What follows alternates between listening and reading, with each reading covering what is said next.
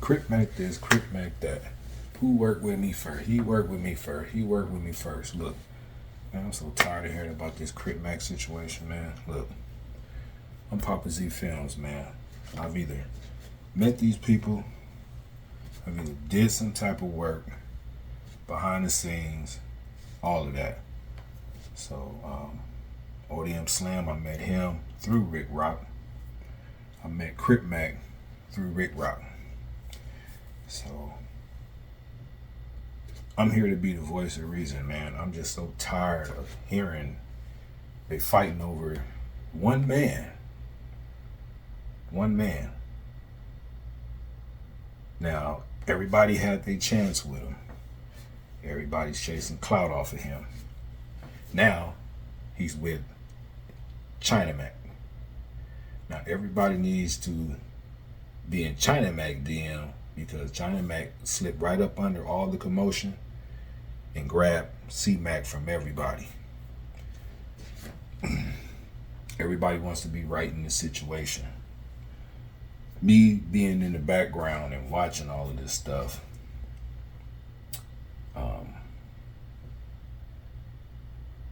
people need to go on about their own business. You know what I'm saying? If you got talent, it'll show. Now everybody's clout chasing off of C Mac. I don't give a damn about C Mac. I ain't got nothing against him because I know I got talent. You know what I'm saying? If I really wanted to, I could be in these YouTube streets. Rick Rock called it YouTube streets. I could be in these YouTube streets.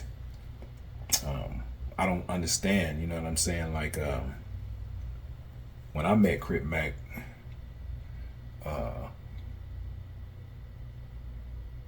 I didn't instantly just be like, ooh, Crip Mac, ooh, I'm gonna try to do this and do that.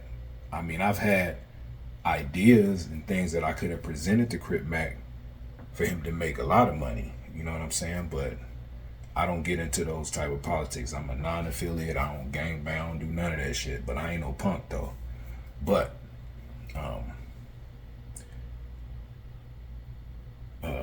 what can I say? Everybody is basically chasing clout off of C Mac name, even ODM Slim. Because if Crip Mac didn't come up, we wouldn't even know nothing about no ODM Slim. You know what I'm saying? Because what talent does he have other than talking about gangbang stuff all the time? You know, these kids, they don't want to hear that. Some of them might, but a lot of them don't. I remember it was a time when YouTube was just like videos you can post, music videos, you know what I'm saying, little worldly news and all that shit, but it didn't turn to the streets. You know what I'm saying? It's crazy. And all day, that's all you see is who beefing with who do this, who doing, like, come on, man. Shit is getting out of hand and it's ridiculous. You know what I'm saying? Rick Rock is my boy. You know what I'm saying? I met ODM Slim through Rick Rock. Everybody was cool at one point. Now, I think the problem came in when C Mac started kind of blowing up. I know Rick Rock made him before the blow. I mean, C Mac was out there dissing and doing all that stuff, but C Mac was learning the game. You know what I'm saying? He was just posting, and every day he say the date and 5-5 and all this and dissing and all that stuff. You know what I'm saying? I mean, all that, I guess he paved his way. You know, he got it up out the mud. And I thought that's what ODM Slim was supposed to do. Ain't he out the mud, Slim or something like that? So when C Mac started blowing up, and I was there with that video shoot, 50s is active video. Me and Rick Rock shot that. And I was in Baby Snap's alley and all this stuff. I didn't know that was Baby Snap alley. I was just in there shooting the music video. But like Rick Rock said, didn't nobody really want to be in camera. You know what I'm saying? I can vouch for that. I had to sneak around the corner and film people, and you know what I'm saying? And I'm the one that edited it. I shot it, Rick shot some, and I edited the video. 50s is active. Like Rick said, then nobody really want to be in the video. And then once C Mac started kind of blowing up a little bit, then you start seeing all these names. And from my understanding, I ain't gonna say my understanding, but the solidest person who I seen C Mac around that day was Normandy Ave BS. Shout out Normandy Ave BS. You know what I'm saying? He ain't chasing C Mac's clout. He was there basically to watch over C Mac, because I was the only one I seen that was standing next to Crip Mac, that was in the video, that treated Crip Mac with love. You know what I'm saying? All of them loved Crip Mac, but Normandy Ave BS was the main one that was actually interacting with C Mac. I seen Lupe there. I didn't know that was Lupe. You know what I'm saying? She was waiting in the car. She'd get out a little bit, whatever. And ODM Slim came. I didn't know that was ODM Slim.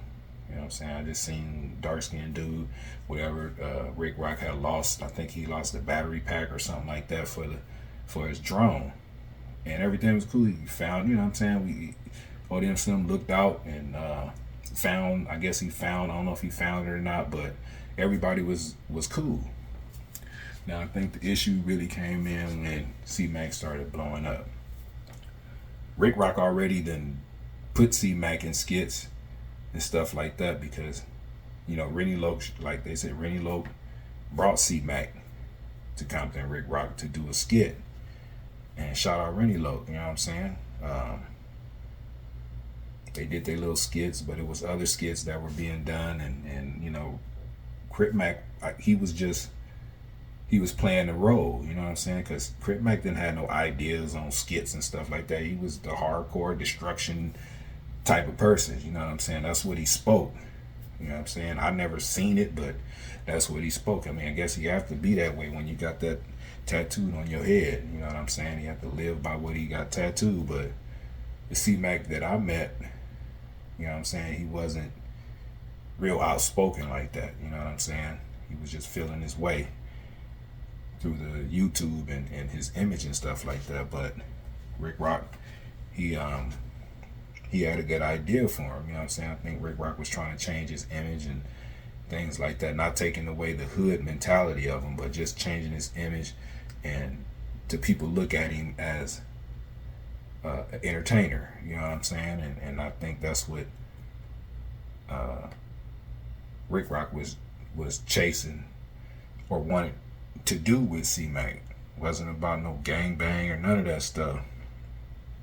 And I never seen any money exchanged. People thinking that Rick Rock was getting paid off of it, and C Mac was paying Rick Rock. You know, Rick Rock was picking C Mac up. You know what I'm saying? He stayed around the corner from Rick Rock. You know what I'm saying? Rick Rock would go get him, and they go get the beer and do all that stuff, and they do their little skits, and you know, they was communicating with each other 5 a.m, whatever time they call, and everybody was cordial.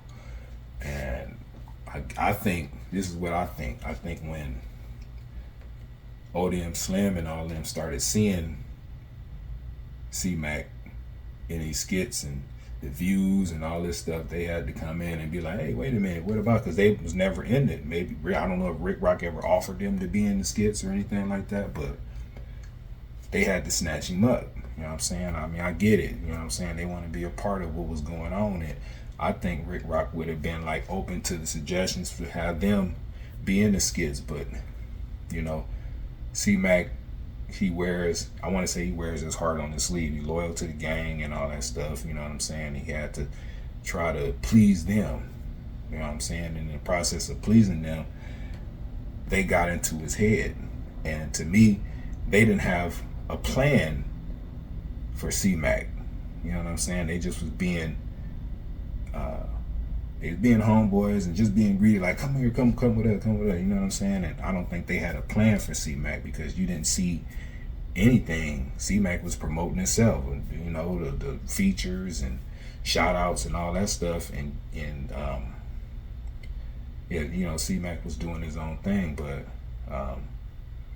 I just think that's what the issues were, that ODM Slim and Lupe was being involved. She did a lot of the filming and stuff like that, as far as C Mac and Lupe together going through drive-thrus, ordering 5 fries and all this stuff, you know what I'm saying? And it was kind of funny, you know, but it wasn't to the funny of doing like real skits. You know what I'm saying? They try to clown Rick for wearing wigs and all that. He was in character. That's what you do when you do skits. That's not how Rick Rock walk around the streets. He was in character. He was serious about the skits. He was trying to get Crip Mac to be involved in the skits because little do you know it, I believe Rick Rock didn't really need Crip Mac. He just seen another person that was kind of in the algorithm, and he was touchable. You know what I'm saying? As far as getting him into the skits. And shout out Rennie Lowe. She brought him around, and they did their skits and things like that. And you know, they was doing their thing. And then when it comes to Rennie Lowe, I think she kind of felt disrespected because, you know, it was only, I think they only did one skit with her, or maybe two, I don't know, but I think she could have been involved a little bit more, you know, in the skit process. But, you know, people have jobs, and then the way Crip Mac and Rick Rock work, you know, they get up and, you know, they go do their thing, and, you know what I'm saying, and try to get it out the way, and and work, you know what I'm saying? People got jobs, you know what I'm saying? So, and Crip Mac, you know, you got to get him early because, you know, at that point in time, he was so active in the dissing and all that stuff. I understand why Rick Rock did the skits early, because, you know, you don't want nobody to get, you know, at that point, you know, anybody could have pulled up because Crip Mac was dissing. And I think it was a good look, you know what I'm saying? He should have stayed doing them. I know C-Mac have his issues. He flip out and apologize and all that stuff, but that's just Crip Mac, you know what I'm saying? And Rick Rock ain't no punk, you know what I'm saying? You can't really talk to him like that, you know what I'm saying, without him feeling a certain way. But, you know, it was an understanding. So,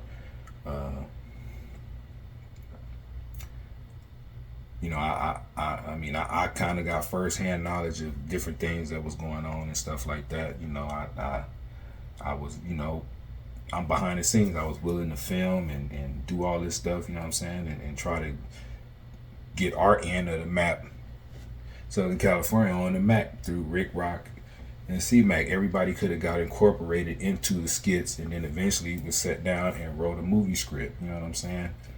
But, you know, clout is a hell of a drug, you know what I'm saying? Attention, you know what I'm saying? And everybody developed their own fans, and, you know, they reading comments, some people saying F this, F that, you know, and you ain't this and you ain't that, and then people feed into it, you know what I'm saying? And it's just like, you can't read the comments. You just got to keep working and doing what you're doing and elevate. But I really think that these so-called beefs can be squashed. You know what I'm saying? And I think it really can. But, you know, that, you know, ODM Slim was saying that Rick Rock call you or text you, but my understanding, I've seen some of the texts. You know what I'm saying? And ODM Slim was with it. You know what I'm saying? Like, yeah, you know what I'm saying? We paint the narrative, you know what I'm saying? People love drama, you know what I'm saying? And it is what it is. Everybody that so-called beefing with Rick Rock, or Rick Rock beef with everybody, all that stuff was planned. Some people know how to act and some people don't. You know what I'm saying? Some people's skin is thick and some people's skin is not. You know what I'm saying? Like, you know, I worked with, whether Spider-Loc know it or not, you know, that Draws Down video, that part with Noonie Green, shout out Noonie Green. I shot that part. You know what I'm saying? Shot it and edited. Spider-Loc. So I'm Papa Z Films. Shot the Crip Mac 50s is Active video. I'm Papa Z Films, Crip Mac and ODM Slim. Did the Ain't This About a Bitch podcast. Shot that, edited with Rennie Lowe. Rennie Lowe know who I am. She know I'm very talented, and I try to be quiet and stay behind the scenes and all that stuff. But I'm just tired of hearing about C-Mac. If you got talent, you don't need C-Mac. C-Mac doing his own thing. He got China Mac now. Let that man go and do what he do. You know what I'm saying? They got the show, and, you know, China Mac, he done made him a new page. He get more views than C-Mac, using C-Mac. Yeah, I'm gonna put it out there. I think he using C-Mac. You know what I'm saying? That's just with people. Let me put it like this. You got people that come in from other countries. They buy up all the stores, nail salons, liquor stores. They all in the swap meet, donut shops, all that stuff. And guess where they set up shop at? They set up shop in the black and Latino community. They take all our money. And this is the same thing that China Mac doing. I don't care what China Mac talking about. I'm 50 years old, man. I done seen it. You know what I'm saying? All these cats is way younger than me. And I've seen it. It's still happening to this day. They set up where the black dollar is. They take the black dollar. That's exactly what's happening to C-Mac. China Mac came in under the radar, trying to play this cool guy, you know what I'm saying, from New York and all this and that. Came in, swept C-Mac from everybody.